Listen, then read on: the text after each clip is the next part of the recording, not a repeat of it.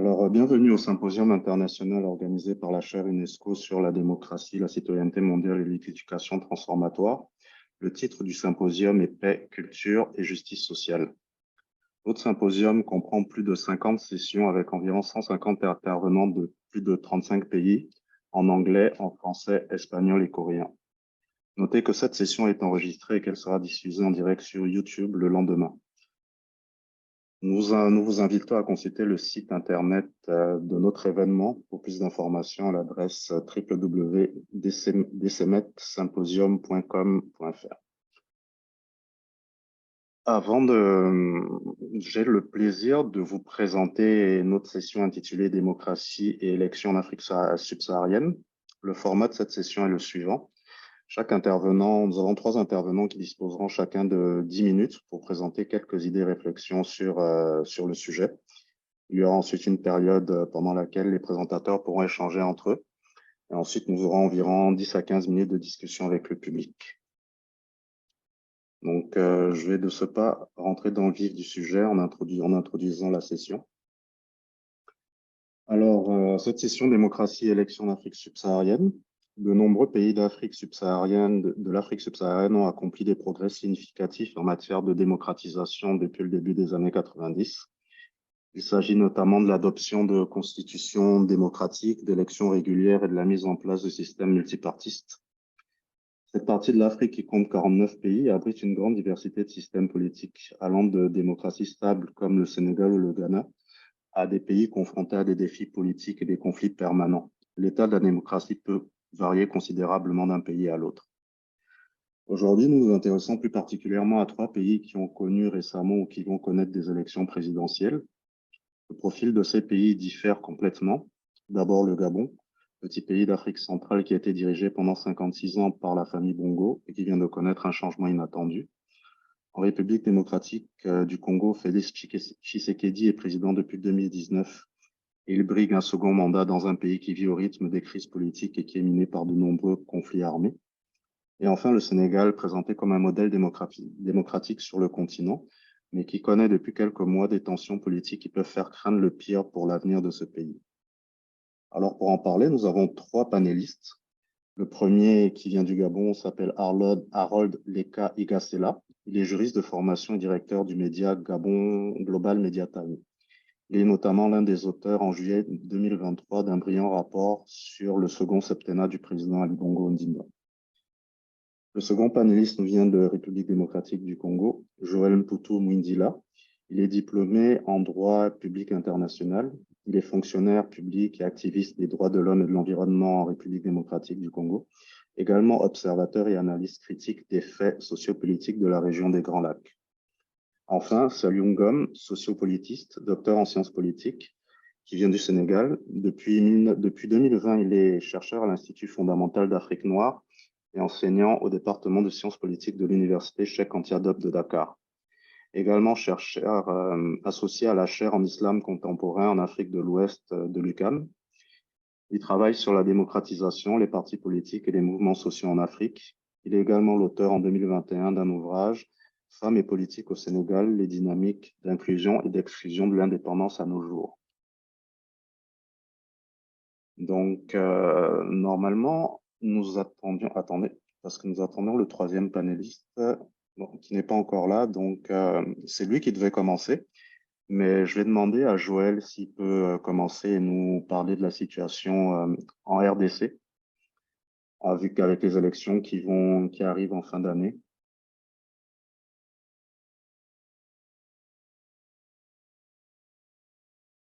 Joël,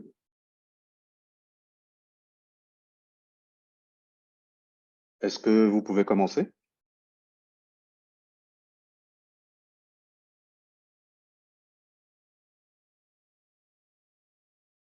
Votre micro est coupé.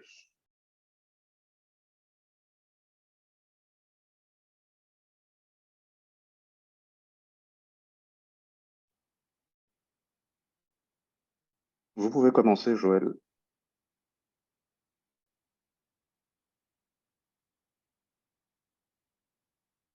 Bon, je pense que Joël a des petits soucis techniques, donc je vais demander à notre 3e panéliste s'il veut bien commencer. Salut. vous pouvez nous évoquer la situation du Sénégal.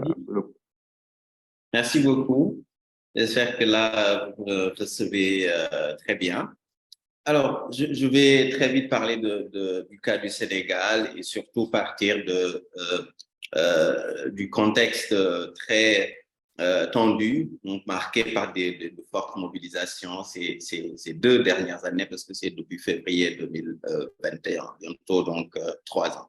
Alors, mais avant d'en venir là, je vais faire un petit rappel historique sur le processus de démocratisation et donc l'adoption du multipartisme, parce que dans beaucoup de pays africains, vous l'avez rappelé tout à l'heure, depuis les années 90, maintenant, beaucoup de progrès ont été constatés en matière d'institutionnalisation. Différentes évolutions ont été constatées sur cette période. Donc, le Sénégal a connu, donc, bien avant justement cette période, une vie politique plutôt très ouverte et multipartiste. D'abord sous la colonisation, avec une participation des citoyens des 4 communes dès le début du 19e.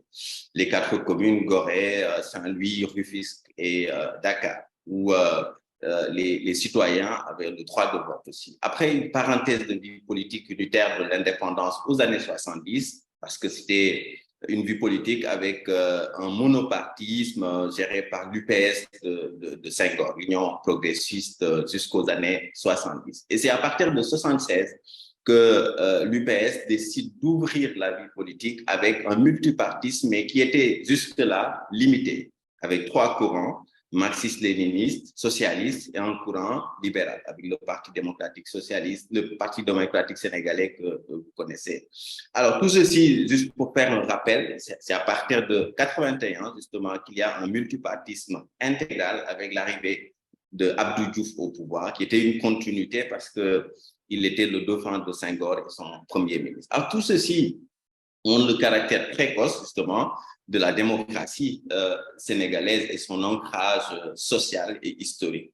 Et globalement, pour revenir sur ce processus sur une quarantaine d'années, qui ont été marqués et consacrés au Sénégal par un mouvement de libéralisation politique et un mouvement de libéralisation sur laquelle la littérature s'est beaucoup appesantie, notamment dans l'analyse des processus démocratiques.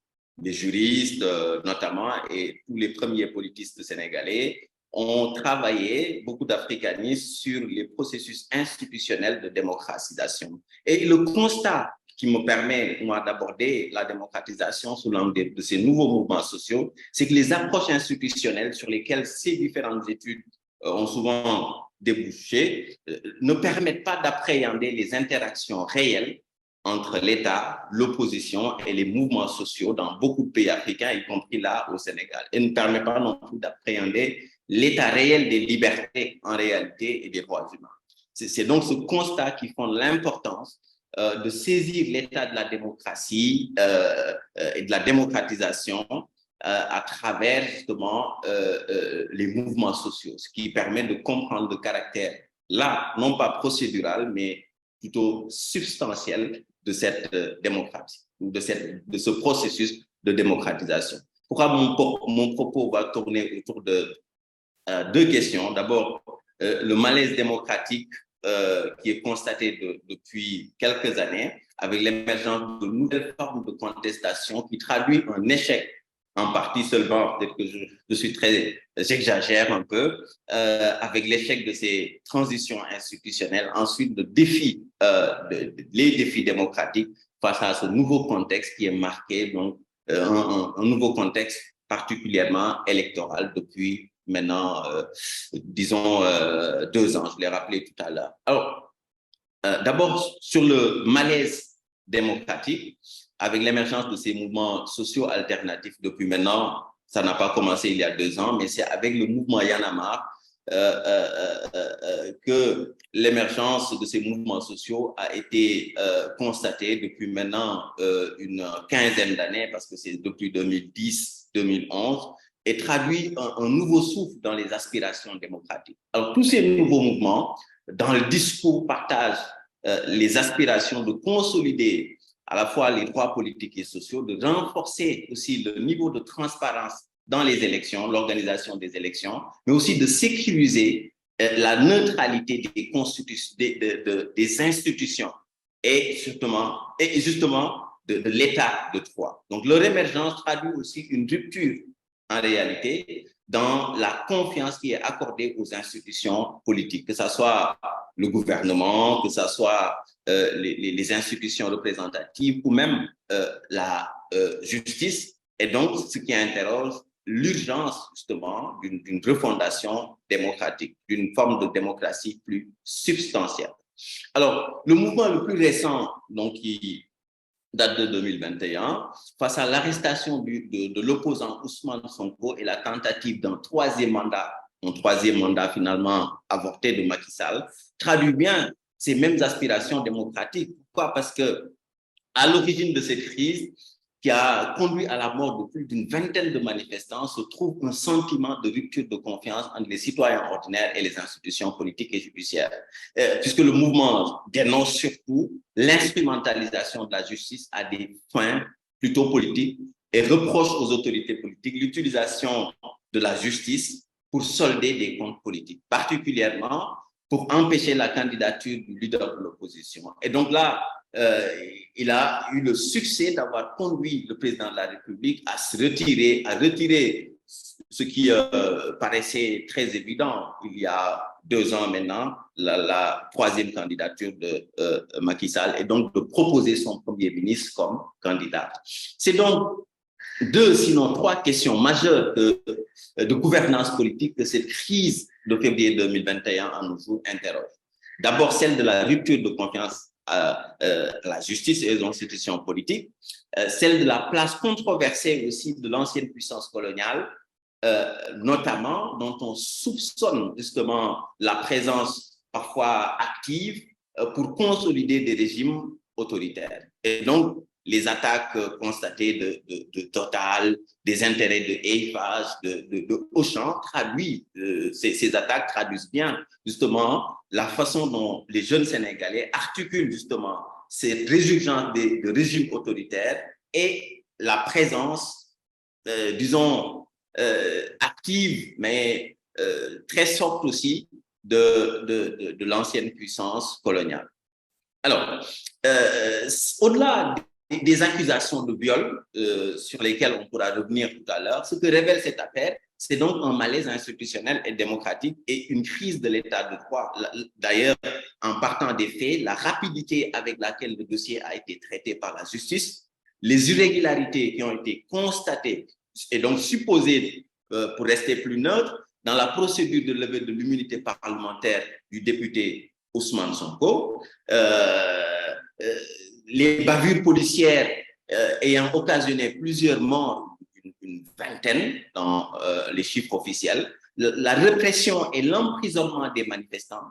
Il y a aussi la dissolution du principal parti d'opposition, celui de Ousmane Sonko, le PASTEF, par le gouvernement, par le ministre de l'Intérieur, le refus manifeste aussi de sa participation aux élections présidentielles. Alors, tout ceci traduit un malaise démocratique sans précédent dans l'histoire politique récente du Sénégal. Alors, malgré une image d'un pays démocratique et stable d'un point de vue institutionnel qui a été cultivé par les pères de la nation sénégalaise, on est de plus en plus confronté aussi à une crise démocratique, en plus d'être menacé aussi d'un côté comme de l'autre des frontières, des crises sécuritaires, ce qui renforce encore plus cette crise ou ce malaise démocratique. En termes pour revenir sur le deuxième point, les défis, parce qu'on n'a pas beaucoup de temps, et les limites qui sont que cette séquence interroge dans la configuration politique sénégalaise, c'est que la libéralisation politique reste très vulnérable et très fragile, malgré les différents progrès qui ont été constatés depuis maintenant une trentaine d'années. Différents événements dans le contexte récent tendent à remettre en cause justement ces acquis démocratiques issus des années 90. Et les expériences récentes que j'ai évoquées là, de tentatives de contrôle de l'espace politique, d'élimination, pas physique, je suis clair, d'un certain nombre de candidats, de dissolution aussi de partis, de judiciarisation surtout du jeu politique, remettre en question justement ces acquis et illustre encore plus ce caractère fragile de la démocratie sénégalaise et surtout sa réversibilité. On ne peut pas analyser ce processus de démocratisation à travers un processus linéaire. Ce processus est de plus en plus fait de recul démocratique, de stagnation également. Cette fragilité qui se manifeste également par le manque de transparence dans l'organisation des élections, de plus en plus. Même si on organise de plus en plus des élections de manière très régulière, les résultats sont systématiquement contestés en raison de non-concertation, de manque de consensus entre les acteurs politiques, notamment entre l'État et l'opposition, dans les processus électoraux. L'implication excessive aussi de l'État dans l'organisation de ces élections, avec un ministère de l'Intérieur, une direction générale des élections, qui est l'organe qui organise les élections. Et donc là, pour donner un exemple plus précis, dans le contexte actuel, le candidat Ousmane Sonko n'a toujours pas récupéré ses bulletins de parrainage, le formulaire pour remplir les parrainages. Pourquoi? Parce que la direction générale des élections refuse de lui donner les formulaires. Et ce, malgré qu'un juge du tribunal de Ziguinchor ait ordonné justement la remise de ces dossiers de parrainage à l'État. Et donc, naturellement, on peut penser que ce qui est derrière aussi tout ce processus, c'est un processus d'élimination d'un candidat. Et donc, l'opposition donne de plus en plus l'utilisation des parrainages aussi pour éliminer des adversaires. De plus en plus, on l'a vu aux élections de 2019, avec seulement 5 candidats qui ont été retenus parmi une cinquantaine de candidats qui étaient déclarés. En 2015, en guise d'exemple aussi, Karim Wade, qui était le candidat du Parti démocratique sénégalais, a été condamné avant les élections, condamné à une peine de prison ferme et donc exilé au Qatar. Il n'a pas pu se présenter. Khalifa Sall, à 1 an des élections de 2019, a été également condamné à une peine de prison ferme dans les mêmes conditions, alors qu'il était maire de Dakar et s'apprêtait à présenter sa candidature aux élections de 2019. Alors, le même scénario est en train de se passer avec Ousmane Sonko et tout ceci mérite des interrogations, notamment dans la conservation, la consolidation d'un certain nombre d'acquis dans le pluralisme démocratique au Sénégal. À force de ces constats, je m'arrêterai là. Avant même, je soulignerai juste aussi l'interdiction systématique des manifestations et l'arrestation des manifestants, des activistes, des acteurs des mouvements sociaux. Au moment où je vous parle, le coordonnateur de Y'en a marre, Alioune Sané, est en prison. Une bonne partie aussi de la direction du parti du PASTEF, mais toute la gouvernance, même l'instance de gouvernance du parti se retrouve pratiquement en prison ou en tout cas dans des conditions d'exil qui ne leur permettent pas justement de participer véritablement à ces élections.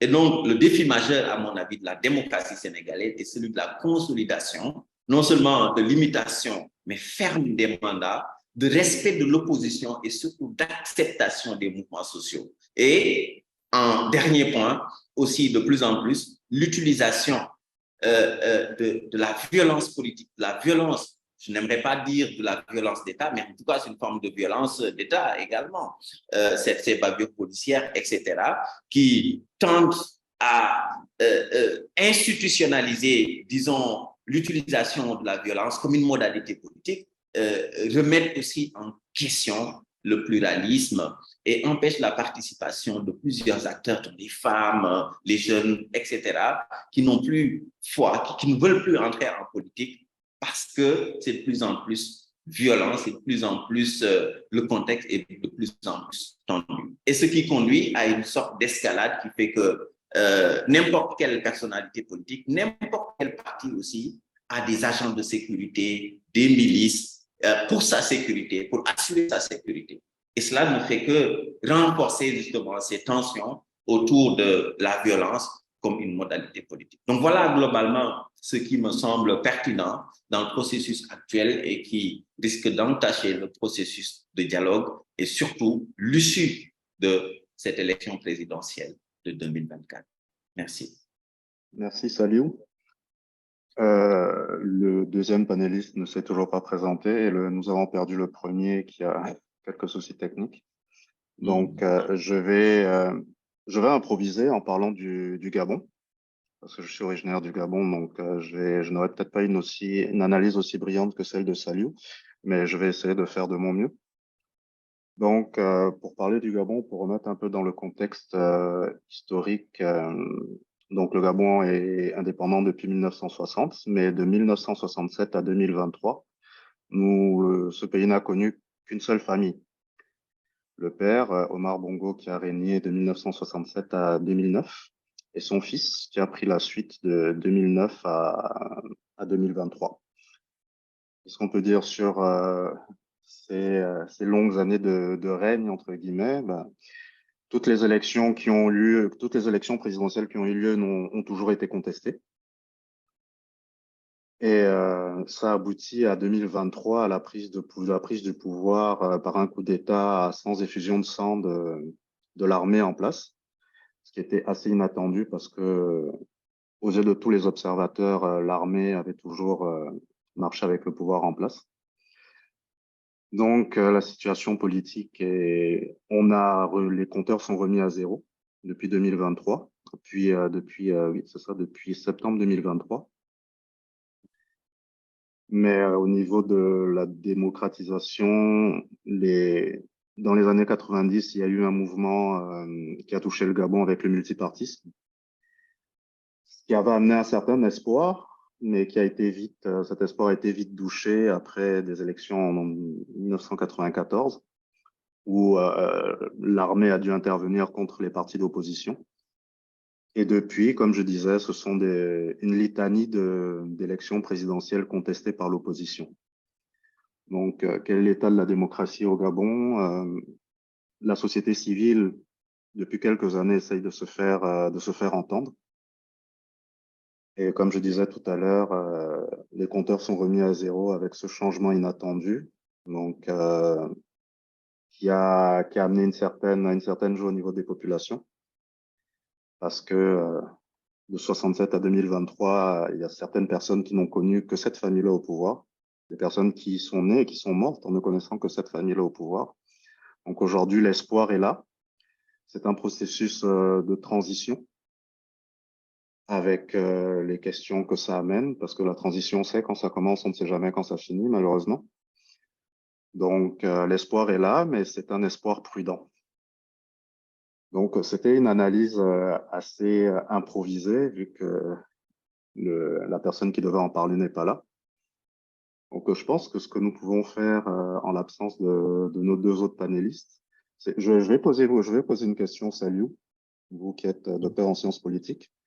C'est sûr, donc 1960-2023, donc 63 ans, c'est quand même relativement jeune. Les pays africains sont quand même relativement jeunes, en tout cas depuis leur indépendance. Comment voyez-vous l'avenir en général? Parce qu'on a vu qu'il y a quand même beaucoup de difformités, de différences entre les pays africains. Donc on a le Sénégal qui est considéré comme un modèle, même si vous avez dit c'est avec les problèmes les problèmes en cours. Nous avons le Ghana aussi, qui est considéré comme une démocratie à part entière. Mais nous voyons, il y a beaucoup de pays qui connaissent des coups d'État, notamment en Afrique de l'Ouest. Les pays en Afrique centrale où les présidents sont là depuis 30, 40 ans. Donc il y a quand même une grosse disparité.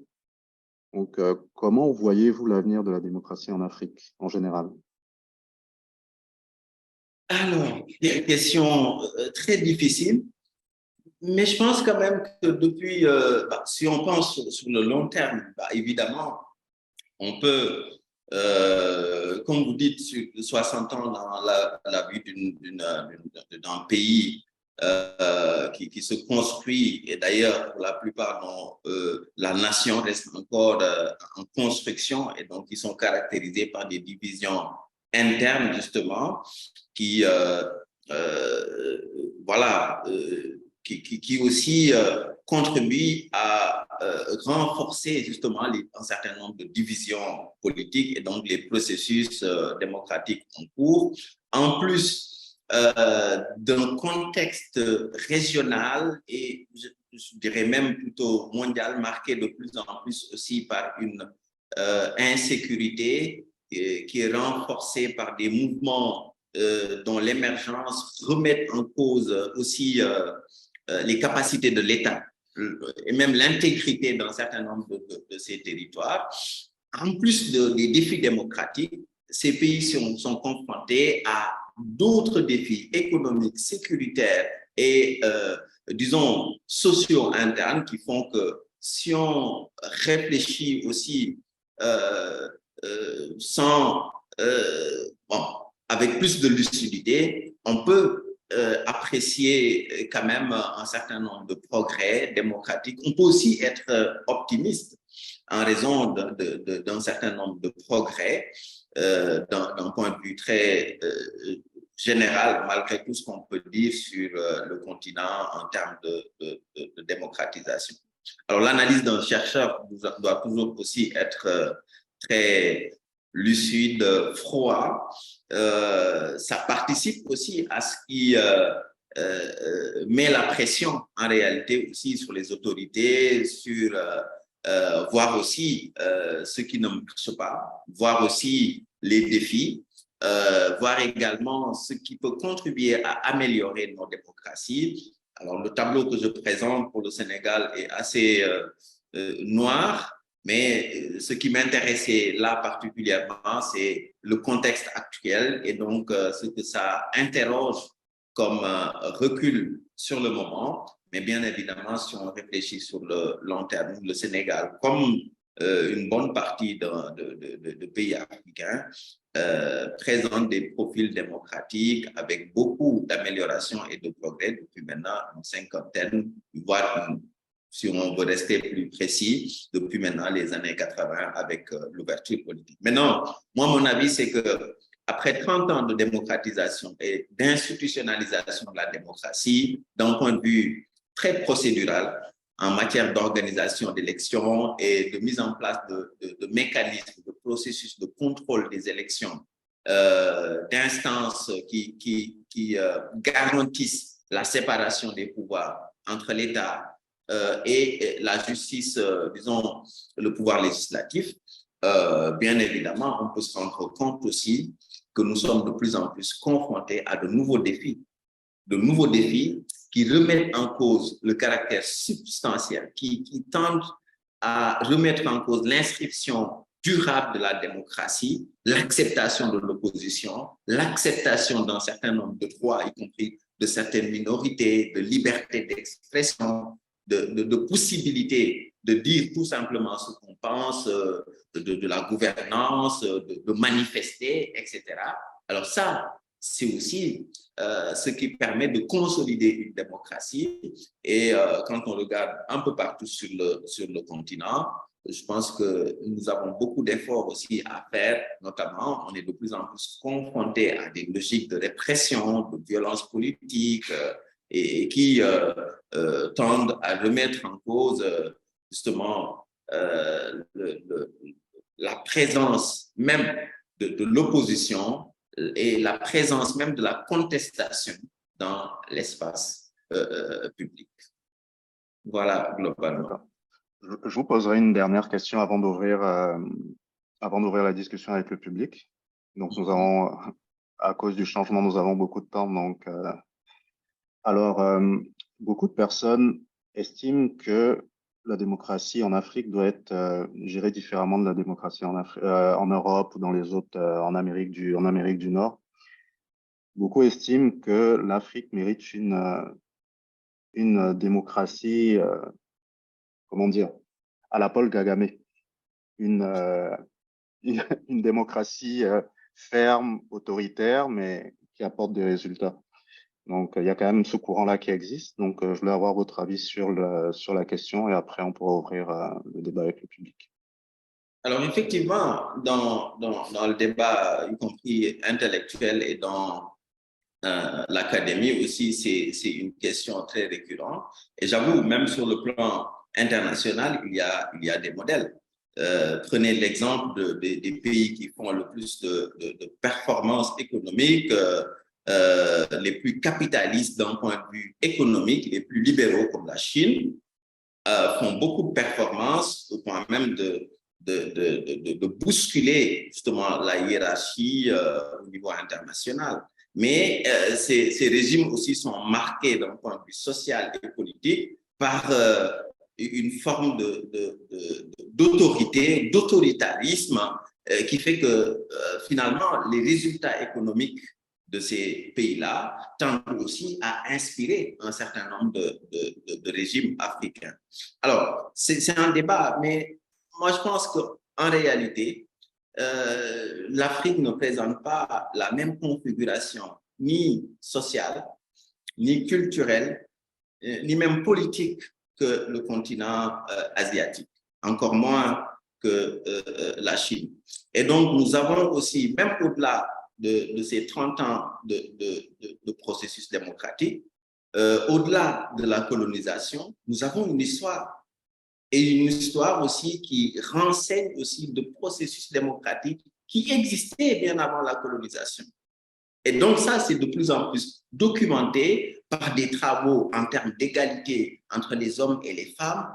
J'ai présenté là récemment la conception du matriarcat dans les travaux de Cheikh Anta Diop, et ça montre aussi le niveau de respect, de l'égalité de genre, de respect d'un certain nombre de minorités avant même la colonisation. Et donc, prenez l'exemple de la charte du Mandé dans l'espace Sénégal, Mali, Guinée, etc. On y retrouve aussi des prémices de charte des droits de l'homme, de chartes qui garantissent aussi, qui sacralisent la vie humaine, qui défendent justement un certain nombre de libertés, qui garantissent un certain nombre de la sécurité, la paix, etc. Et donc, au-delà même de ce cadre international, au-delà de ces modèles, nous avons une histoire qui doit nous inspirer. Et donc, un certain nombre d'inspirations démocratiques aussi qu'on peut trouver dans, y compris dans le Sénégal de la période pré-indépendance. Alors, ces deux contextes très différents, je ne connais pas très bien le Rwanda pour en parler, mais je ne pense pas que ça soit un modèle qu'au nom des performances économiques, on doit, disons, remettre en cause un certain nombre d'acquis démocratiques, de mettre la pression sur la liberté, sur le droit des gens de créer des partis, de s'opposer, de contester. Je ne pense pas que ça soit une bonne idée pour un bon modèle pour le continent. D'autant que nous avons des références et des modèles qui peuvent nous inspirer autrement que dans cette voie. Donc voilà globalement ce que moi je pense de cette voilà. Ben, merci Salou pour cet éclairage. On va ouvrir les questions au public, puisque nous avons du temps, puisque la formule a un peu changé. Donc, si quelqu'un veut prendre la parole, vous êtes les bienvenus. Profitez-en parce que vous avez 30 minutes pour poser les questions. Donc, Olga, oui? Oui, alors je vais mettre par respect, je vais activer juste ma vidéo. Alors, bonsoir tout le monde. Merci Patrick de me donner la parole. Merci à Saliou Ngom. Moi, je suis Olga, donc je vis en France, mais présentement à Séoul pour le symposium et je suis en philosophie de l'éducation. Merci pour ce brillant exposé et merci aussi à Patrick pour le miroir qui nous a donné un peu de la situation au Gabon. Moi, j'avais une question, Saliou, c'est que je constate une dynamique, en tout cas selon ma lecture, par rapport à l'initiative qui a été prise par Souleymane Bachir Ndiaye et Felwine Sarr en inaugurant les ateliers de la pensée à Dakar. Donc, je constate qu'il y a une vraie dynamique à Dakar sur ces questions-là aussi. Toutefois, je m'interroge sur ce qui pourrait nourrir les divisions dont vous parliez tantôt. Est-ce un manque de patriotisme véritable? Est-ce un manque d'éducation? Ou est-ce que vous percevez d'autres choses, hormis les questions de corruption hein, qu'on qu'on qu'on- qu'on décèle à chaque fois auprès des différents gouvernements? Qu'est-ce qui est réellement à la base de toutes ces problématiques-là? Merci. Alors, vous parlez de la résurgence de ces régimes autoritaires, de ces reculs qui sont démocratiques, qui sont de plus en plus constatés, n'est-ce pas? Oui, oui, alors qu'il y a une vraie dynamique qui est en train de prendre place, il y a un éveil de conscience au travers des ateliers de la pensée. Voilà. On sent que, comme Patrick disait tantôt, le Sénégal, voilà, on entrevoit le Sénégal comme un modèle, comme un lieu où les choses bougent. Mais qu'est-ce qui fait que, voilà, il y a toujours Voilà. ce hic. Alors, ce qu'il faut savoir aussi, c'est que le modèle démocratique sénégalais est un modèle démocratique très élitiste. Beaucoup de nos collègues, y compris Mamadou Diouf, Aminata Diaw, ont théorisé justement ce modèle démocratique comme une démocratie des lettrés, une démocratie qui permet ou qui consacre l'hégémonie des catégories lettrées, des intellectuels finalement, des enseignants, de cette figure intellectuelle. Pendant très longtemps aussi, ce modèle démocratique a contribué à l'hégémonie de ce modèle, a contribué à étouffer des masses rurales, des catégories non lettrées, des catégories arabophones, etc., qui sont les masses de l'intérieur en réalité, pendant qu'il y a une effervescence démocratique, des préoccupations, comme vous dites, y compris à l'université et dans le monde des lettres et des arts, caractérisée par cette forte effervescence politique et démocratique. Et donc, elle s'est fondée sur l'exclusion de catégories subalternes, y compris les femmes, y compris les arabophones, et y compris particulièrement les jeunes des périphéries. Et donc, ce qui s'est passé depuis maintenant une dizaine d'années, moi, je pense que c'est une forme, moi, ce que j'appelle un mouvement de yanamarisation de la société sénégalaise, c'est que les catégories subalternes sont de plus en plus politisées et tendent à remettre en cause ce modèle de gouvernance élitiste et donc à remettre en cause l'hégémonie, disons la légitimité de 20 ans, 30 ans, 40 ans de gouvernance de ces catégories lettrées. C'est d'ailleurs ce qu'on peut lire à travers toute la littérature sur l'émergence de mouvements de jeunes comme Y'en a marre, qui ne sont pas des intellectuels, qui ne sont pas des lettrés très avancés, c'est des rappeurs des banlieues et des périphéries de Kaolack, etc. Et donc, l'irruption de cette catégorie dans l'espace politique dit quelque chose de l'État, des rapports de pouvoir entre ces différentes catégories, dont une forte catégorie de jeunes sans emploi, des périphéries qui sont confrontés à l'immigration clandestine, de nombreux décès sur les 10 dernières années, sur les mêmes 20 dernières années, un chômage endémique qui atteint des proportions, mais pendant que les gens aussi ont l'impression qu'une catégorie continue de s'enrichir, qu'une catégorie entretient aussi ce lien, ou en tout cas ces privilèges de pouvoir voyager, de pouvoir dire ce qu'on pense, d'avoir accès à un capital dont les autres catégories n'ont pas. Moi, je pense que toutes les luttes, ce qui transparaît dans toutes ces nouvelles luttes dans la société sénégalaise actuelle, c'est aussi ces rapports de pouvoir qui sont en train de se reconfigurer entre ces différentes catégories sociales. Alors, c'est pourquoi je disais aussi qu'il y a un défi d'élargissement de la démocratie, de mettre en place une forme de démocratie plus élargie, qui intègre les masses, qui intègre les jeunes, y compris les jeunes non diplômés, qui ne sont pas formés, la possibilité de dire tout simplement, de participer, à travers, de pouvoir compter sur l'État, tout simplement.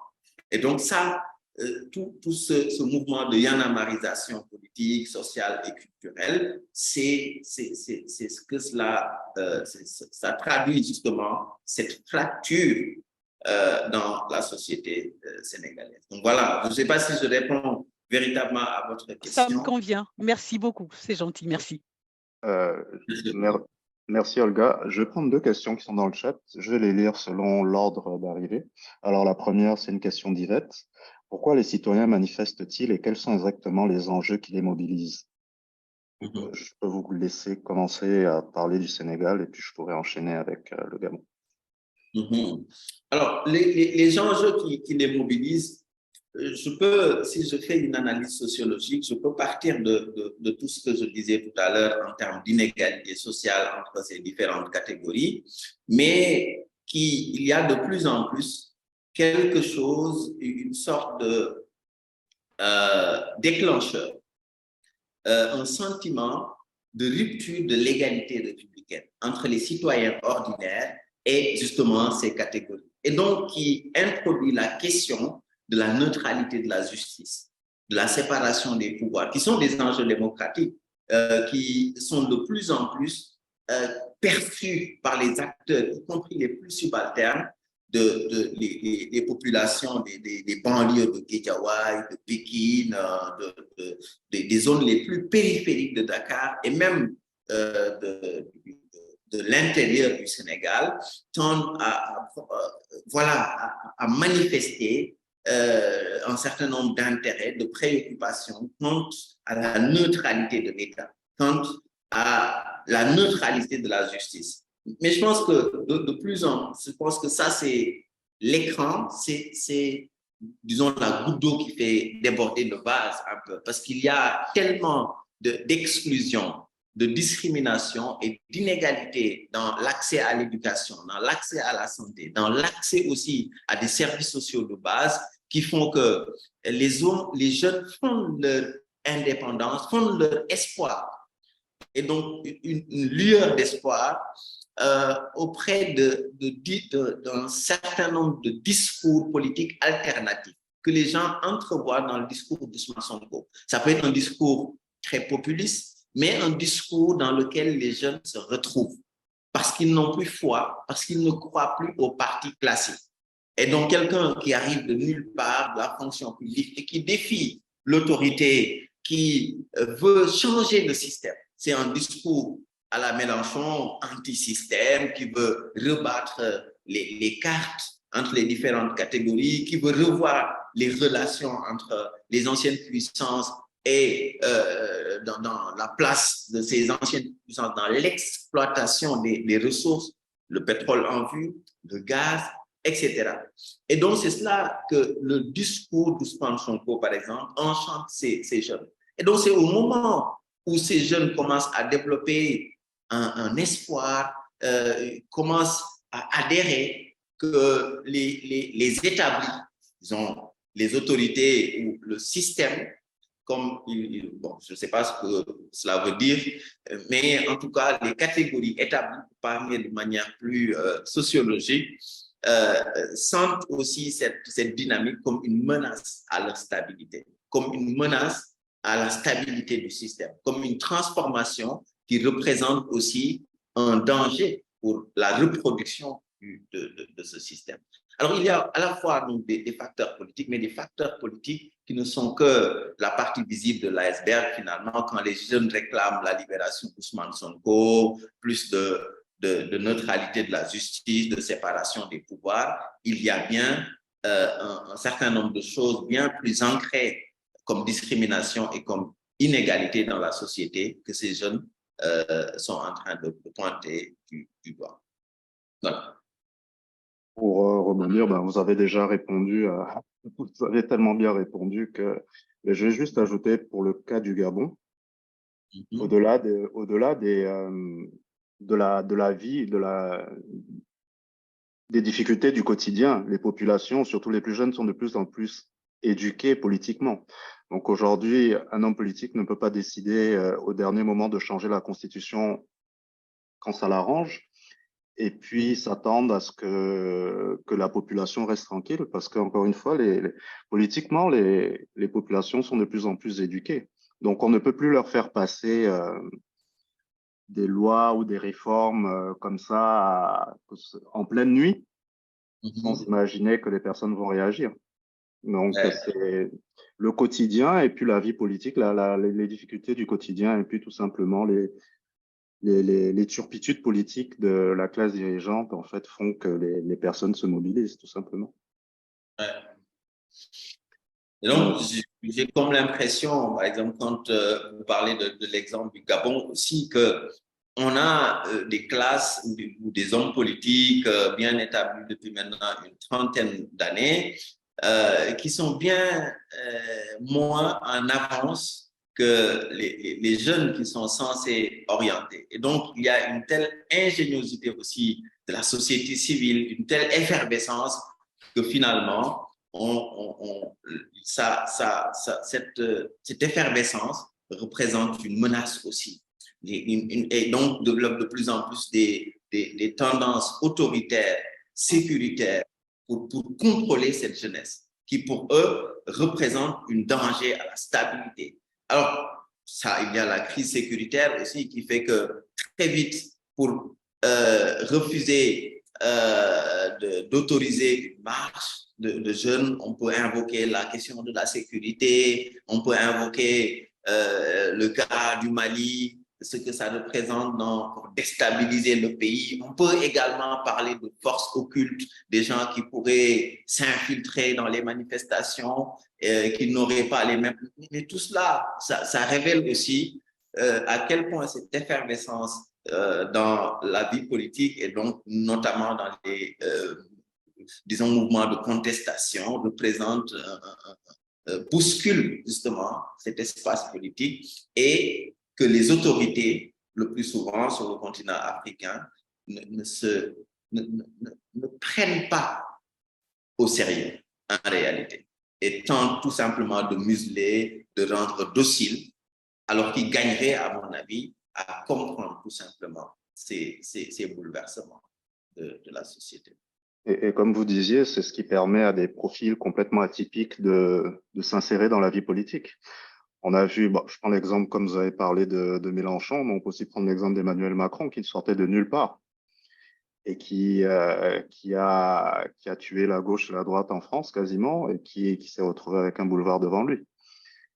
Personne ne le connaissait vraiment. Donc, il suffit qu'un homme politique, comme vous parliez d'Ousmane Sonko, qui vient avec des idées nouvelles, qui parle au peuple, même si c'est populiste, et puis les gens adhèrent tout simplement. Exactement. Et donc, il y a aussi un contexte postcolonial qui est particulièrement intéressant, qui fait que de plus en plus de questions qui intéressent les jeunes n'intéressent pas les élites, finalement, bien établies. La question du débat autour du franc CFA, reporté au fur et à mesure par les élites politiques qui n'intéressent pas les partis classiques. Et pourtant, dans nos universités, dans les coins de rue, etc., c'est un enjeu très important pour les jeunes. La question de la place des multinationales, la place, si on parle du monde francophone aussi, de la France particulièrement, et de sa place dans la gestion des ressources naturelles. Et ça, c'est des débats qui sont évoqués, non pas dans les espaces de pouvoir, mais de plus en plus dans la rue, à travers ces mouvements de contestation à l'université, etc. Et qui fait que de plus en plus, ces espaces deviennent en guise d'exemple. Là, par exemple, l'université de Dakar est fermée. Nous, on ne fait plus de cours. On fait des cours en ligne. Et une des motivations, ça, je pense que les gens ne le disent pas, mais c'est aussi parce qu'on craint également les mobilisations, l'effervescence du campus social qui pourrait représenter un foyer de tension politique. Et donc, on préfère fermer le campus, arrêter les cours. L'élection, c'est en février-mars. Imaginez une université qui fait des cours en ligne jusqu'au mois d'avril. Voilà. On est aussi de plus en plus habitué à des coupures d'Internet, en temps de manifestation notamment. Et tout cela révèle des réponses inadaptées, à mon avis, face à un contexte nouveau, voilà, dans les espaces politiques africains. Alors, j'ai deux questions de Gina Tézé, qui est la co-titulaire de la chaire. La première est plus par rapport à la discussion que nous venons d'avoir. Donc, paradoxalement, la démocratie ne devient-elle pas plus ancrée dans les sociétés subsahariennes en raison même des fragilités qui l'animent? Alors, je ne sais pas si je comprends, parce que je ne sais pas ce que, je sais pas si elle veut prendre la parole. Je vais lui demander de prendre la parole. Elle Ah, est exactement, avec nous, Gina. Je pense que ce serait mieux que tu prennes la parole directement. exactement. Merci Saliongo, merci Patrick. En fait, j'avais posé une première question qui se trouve dans la conversation par rapport Oui, mais en à fait, je voulais la poser l'éducation. après. Comme tu as rebondi, Oui, en fait, j'allais la poser après, mais je te laisse je te laisse poser les deux d'accord. directement si tu veux. Oui, l'idée c'est je me demande s'il n'y a pas justement le paradoxe pour la démocratie. Désolée de ne pas, de ne pas mettre la vidéo. La démocratie, forte de ses fragilités même, en fait, au moment où on constate des turbulences, au moment où on a l'impression que tout s'agite, les jeunes réclament leurs droits, en fait, des droits fondamentaux, les communautés périphériques traditionnellement dominées, opprimées, exclues, etc., ben, réclament elles aussi leur présence dans la société, de pouvoir exprimer leur présence dans la société de manière démocratique, justement, selon les promesses de la démocratie. Et donc, ça semble finalement s'inscrire tout à fait dans les dynamiques démocratiques. Pourtant, en même temps, bon, ben, on voit on a l'impression que le Sénégal, par exemple, la démocratie est en train de se désagréger, mais en même temps, je me demande, est-ce qu'elle n'est pas plutôt en train de se renforcer? Tout simplement, les gens prennent acte. Voilà ce que c'est que la démocratie et nous voulons y contribuer, nous voulons y prendre part, tout comme l'élite et les autres groupes sociaux, classes sociales, que ce soit au Sénégal ou au Gabon. Et Patrick le disait, en fait, peut-être que le niveau de scolarité des jeunes du Gabon, finalement, est à l'origine de ce qui se passe maintenant, de cette, on pourrait dire, turpitude, comme disait Patrick tout à l'heure. Mais en même temps, on a l'impression que c'est très sain compte tenu des promesses de la démocratie. Voilà, c'était cela, les paradoxes heureux que j'ose y trouver pour garder espoir, parce que vous nous donnez espoir quand même. À la suite de ces belles analyses très éclairantes, on sent chez vous quand même l'espoir malgré tout. Merci encore. Merci beaucoup. C'était très intéressant. Et ça donne d'ailleurs une idée, peut-être un angle mort dans mon analyse.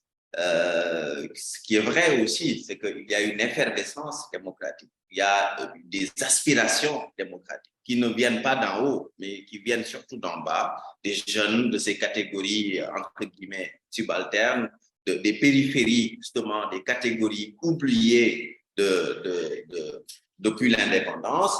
Et donc, il y a, comme vous pouvez dire, beaucoup d'espoir. Certes, qui ne sont pas bien accueillis par les dirigeants bien établis, mais je pense quand même que c'est une réflexion très intelligente qu'il faut considérer aussi, parce que cette effervescence aussi, c'est ce qui permet de consolider, de réclamer ses droits, de faire en sorte que le citoyen occupe toute sa place dans ce processus, dans cette interaction avec l'État. C'est bien parce qu'il y a eu ces manifestations qu'on a pu avoir le retrait de la troisième candidature de Macky Sall. Et donc, voilà, malgré un certain nombre de reculs, bien évidemment, il y a quelque chose de salutaire également dans ce contexte, parce qu'à chaque fois qu'il y a une tendance politique à abuser d'un certain nombre de pouvoirs, les citoyens, les jeunes, les mouvements alternatifs ont été là pour rappeler à l'État un certain nombre de leurs droits. On l'a vu en 2011 avec la candidature d'Abdoulaye Wade et Y'en a marre. Là, on l'a vu en 2023, depuis 2021 encore. Et ça permet également, et ça je le complète pour compléter ce que vous dites, ça permet aussi de remettre en cause, mais constamment, les acquis démocratiques, de nous remettre en cause et de voir les défis de nos démocraties. On peut, par exemple, voir des mouvements de répression, par exemple en France, d'interdiction de manifestations, d'utilisation du 49.3, qui sont pourtant d'un certain nombre de reculs démocratiques, mais qui ne sont pas interrogés comme tels. Et donc, la plupart de ces élites ne se remettent pas en cause. Et donc, il fait qu'il n'y a pas de lutte, qu'il n'y a pas d'effervescence pour conserver, voilà, on peut également penser qu'il y a un certain nombre de choses sur lesquelles, peut-être, nous, sur le continent en Afrique, d'un point de vue démocratique, on est en avance, même par rapport à d'autres pays qui sont vus comme plus démocratiques. Voilà. Bah, c'est très intéressant ce que vous dites je constate qu'au Sénégal, il y a quand même un renouvellement de la classe politique, alors qu'au Gabon, c'est quand même les mêmes personnes qui sont là depuis, il y a très peu de renouvellement au Gabon, et on voit la différence de perception entre guillemets, les élites et les plus jeunes, s'ils sont complètement déconnectés de la réalité, parce qu'il n'y a pas ce renouvellement de la classe politique. Il y a pas je ne suis pas sûr qu'aujourd'hui au Gabon, s'il y a des hommes politiques dans la quarantaine, mais ils sont inaudibles quasiment, où ils étaient avec le parti en place. Donc, je pense que la prochaine étape au Gabon, c'est le renouvellement de la classe politique, un peu que nos pères, nos grands-pères aillent se reposer, et qui laisse la place à la génération intermédiaire, qui pourra faire, elle, le lien avec les plus jeunes. Parce qu'encore une fois, il y a un dialogue de sourds, en fait. Oui. Et très souvent aussi, les jeunes, parce que ne se retrouvent tellement plus dans le discours que le plus souvent, il y a une rupture et donc une sorte de désintérêt à tout ce qui est politique parfois aussi, qui peut être le résultat d'une malgouvernance, une gouvernance qui exclut, d'une classe qui se reproduit, qui fait que les jeunes n'y croient plus dans beaucoup de pays. Je vais prendre une dernière question que j'attendais depuis le début. Merci, Monsieur Mandé, de l'avoir posée. Donc, je vais lire. Pour faire un peu l'avocat du diable, préoccupation dans l'analyse à prendre en compte l'instrumentalisation des décisions de justice par les opposants. À penser qu'être opposant, c'est être une vache sacrée qui peut se soustraire aux tribunaux de droit commun dans beaucoup de pays par des appels à la mobilisation, accusations de corruption et corruption des mœurs. Et deuxième point, le besoin de démocratie de la jeunesse est manifeste avec un besoin de changement qui se traduit dans la mobilisation de la société civile. En même temps, on assiste à un populisme, à une manipulation à travers des thèmes qui, mal expliqués ou dévoyés, comme le panafricanisme, l'endogénisation des constitutions. Donc, j'attendais en fait ce genre de questions un peu, donc je vous laisse répondre. Oui, je pense que c'est plus une contribution qu'une question, plutôt très pertinente aussi. De plus en plus, moi-même, on fait aussi le procès d'un certain nombre, d'une forme d'opposition aussi très populiste, peu réaliste dans les propositions et qui tend à exploiter la vulnérabilité également de beaucoup de ces catégories des jeunes, de faire miroiter un certain nombre de choses, de propositions qui, d'un point de vue politique, d'un point de vue socio-économique, ne sont tout simplement pas viables ou réalistes en réalité. Mais tout ceci, pour le comprendre en réalité, ce n'est pas pour le justifier, mais pour le comprendre également. Pour que ce discours puisse prendre, il y a eu beaucoup de choses qui permettent à ce discours de prendre. Il y a une malgouvernance, une capacité des élites établies à éradiquer la pauvreté, à renouveler les liens avec les métropoles, à donner plus, à rendre plus démocratique l'accès à la santé, l'accès à l'éducation, à une forme de démocratie plus sociale finalement. Et quand ces gens n'ont plus espoir, ne peuvent plus compter sur l'État, qu'est-ce qu'ils peuvent faire?